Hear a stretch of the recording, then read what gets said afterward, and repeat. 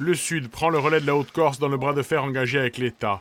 Demain matin, à 8h, des barrages filtrants seront organisés simultanément à Sagone, Ajaccio, Propriane et Porto Vecchio.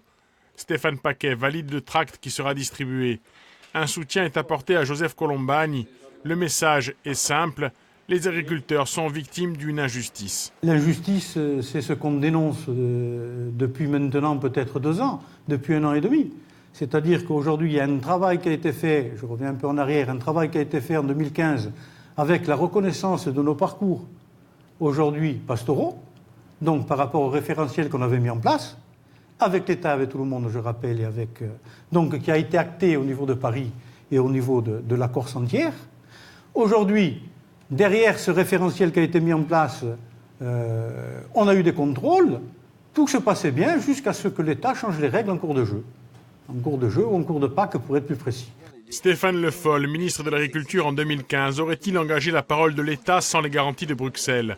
La confiance, en tout cas, est gravement compromise. Le principe d'une réunion tripartite Audarc, État, agriculteurs, demandée aujourd'hui par le Conseil exécutif, est accepté.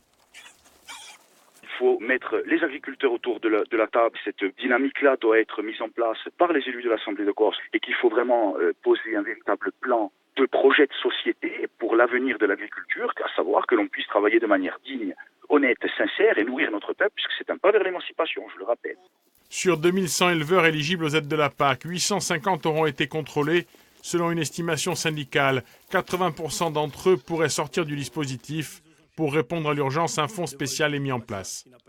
Nous essayons d'anticiper ce qui pourrait être une catastrophe pour un certain nombre d'exploitations. Donc un fonds de solidarité sera de toute évidence mis en place. Maintenant, on attend la fin des contrôles pour savoir exactement où va se placer le curseur des difficultés.